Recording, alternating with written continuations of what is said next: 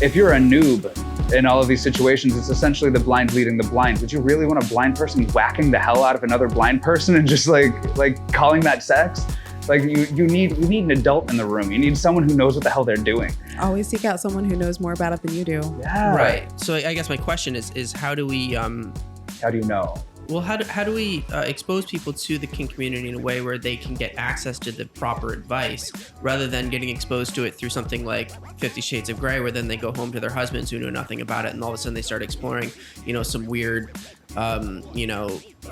unhealthy aspects of trying to, recreate what they're seeing on the big screen. Don't be afraid to talk about it. Right. The bigger problem that I find with so many different people is that they keep things in subtext. They don't want to talk about it so much. Talk about it with who? With anybody, but their romantic partner, especially specifically. So even within the relationship. Yeah, 100%. If there's an interest, don't say, oh, it would be great if you could do this, blah, blah, blah. Have it be a conversation. How do you feel about doing this? Can we do this? Is that okay? Are you consent comfortable with from both this sides? thing? Yeah. Because the other thing too is for instance, if you want your man to smack you and he does not have an abusive bone in his body, he doesn't want to hurt you, and in fact it would hurt him psychologically to do so, and you need that release, you need that excitement, you need that experience, don't fuck with his mind. Yeah, don't make him beat you. That's just that'll put him in such a weird space. There are so many different, there are people called brats. Yeah. There's it's a whole thing where they say no, and then they're like, what are you doing? Where are you going? You're supposed to want it. You're supposed to try to make me force me into it. Yeah, you're supposed to force me into it, and it's that's not how any of this works. Yeah, and now because you're a brat, tamer, you don't get what you want. Yeah, exactly. So but you have to have knowledge of that dynamic before walking into it. If I'm gonna hook up with someone who's a brat, I want to know beforehand that they're a brat so that I can plan accordingly and know, okay, I'm going to say no, but no is not my safe word. I would rather establish a different safe word. If I say pineapple, please stop the scene. But if I say no, keep going. Yeah. And one of the best or most common ones that I use is the traffic light. Mm-hmm. It's, green means go, obviously. Yellow, maybe let's slow down, take a step. Slow down a little bit, but red, full stop, and administer aftercare. They're not in a good place, or it didn't go as they needed or wanted, and just chill out, cool down, get her some fucking cocoa, and just hang out. Talk to me about aftercare. What does that mean? Well, aftercare is actually one of the more important parts of kink that not a lot of people even pay as much attention about it. Aftercare is so important. Yeah. You get some people get the trembles and the shakes and stuff after especially their first experiences. So it's almost like an out of body experience for some. And when they tunnel vision happens. Yeah. And if they don't feel so in these instances, if you're tying somebody up for their first time, or if you're just tying somebody up in general, the endorphins, the adrenaline, all of that, they get oxytocin, they feel comfortable and loving towards their dom. You want to be able to coddle them as well. The first time that I was beaten, I was held while I was beaten. Mm-hmm. Not that, but sexually. Yeah. Sorry, I totally. The first time I was beaten sexually, I was held. What does that mean exactly? Somebody I was in their arms. I was actually in a hood too, so I couldn't see or hear anything. Perfect. It's so brilliant. I'll get into that in a second too. But I was in someone's arms, they were holding on to me, they were hugging me and holding me, and they were keeping my arms so that I couldn't fucking move, but they were embracing me still. So you're getting a hug, yeah. And they were petting my head and everything while somebody was electrocuting my balls. And and that's one of those things where you wouldn't think about it, but all up here is actually in an okay place. Mm-hmm. Once you can establish what to do with your face, your arms, your body, when you're out of there, you're out of your body. You don't have to worry about, I don't even know. For instance, things like hoods or chastity. If you can't stay hard, or if you don't know what to do with your face or what to look at, put a hood on your face. It takes all the attention off of you. Mm-hmm. You don't have to present anymore. You're no longer performing. You are now the subject. You are just an object. You're a toy, in a consensual way. In a consensual way. But in that way, though, you can be left in a more comfortable space. With something like a hood, you focus on your breathing. You're not seeing anything. You don't hear as much. I mean, you can still hear. There's sensory deprivation hoods as well, but no one's looking at your face, and that's the best part. Is you can just completely go somewhere else. And I have introduced people to kink through one particular fetish called puppy play. I don't know if you've heard about it, but some people take it to the logical extreme and they think like bestiality, and it's not that. Nope. And anybody who's going to think bestiality or zoophilia, they are not like, that's not what I'm talking about. And, and that is abuse as well. And that should be reported. Bestiality. Bestiality is illegal for a reason. Accurate. Anyway. So what do you mean by puppy play? What I mean by puppy play is somebody who can be relegated to a puppy mentality. Like the loyal, the protector, but still on some level really just wants pats. And they just really want to hang out and be naked and just like curl up in a ball and just like just get some pats, or like play tug of war or something. Like go fetch you something. Like go get me some water. Go clean the living room. You go clean the living room.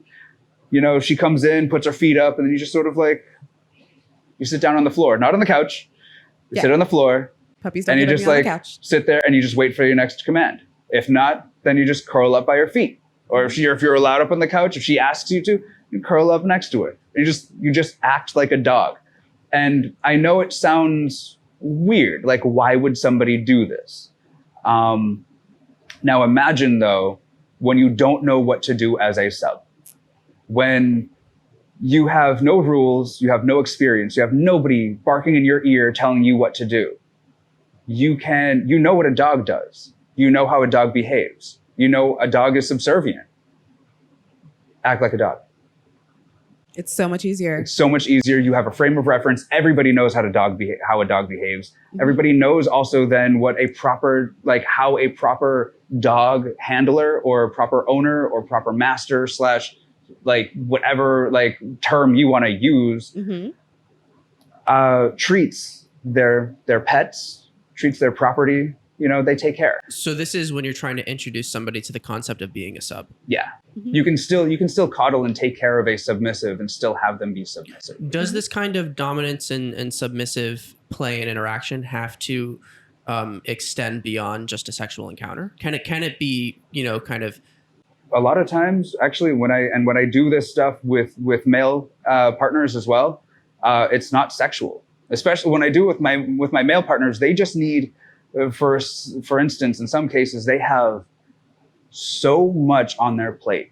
They deal with so much. They are in control in some cases with like multi-billion-dollar international corporations. So that's a stereotype that's fairly accurate. And that it's men or people in high stress situations who need to be. They have all of this here, and they just need to like put it in a briefcase and hand you that briefcase for a little bit, and that's cool. In charge. And just hand you that briefcase.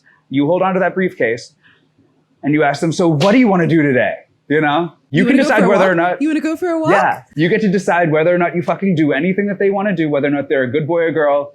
But like, you get to treat them like a fucking pet. They do exactly what you tell them to do. And then when they're done, you give them a treat, or you use them however however it is that like you guys have your play. But like in some cases, the use and or abuse is the treat. Like if that's really what they like or want. And then you just, it's the aftercare. Like the aftercare, you still like the puppy play rolls back into that where you can still pet them and like give them food and water. Yeah. Like the number of times that I just like, oh, they're such a good boy. They get a good steak today. Yeah, I'll make them breakfast and just like put it on the table. And then maybe this is a weird question, but a lot of what we're talking about almost sounds like some of this stuff is kind of therapeutic. Yeah. It's something that people are seeking out in order to deal with stress, trauma, situations, it is a coping mechanism. And so much more than sex on a psychological level. Right. It really does help. That people might be searching this out in lieu of therapy or traditional therapy. I want to say it's a form of therapy. Right. There's catharsis that you certainly do feel. But I would never recommend in place of. Yeah. Okay. But in addition to something like a cognitive behavioral therapy, it'd be a wonderful match. Whole different type of CBT. CBT and CBT. Wow. Has any of this been studied and done in a clinical setting?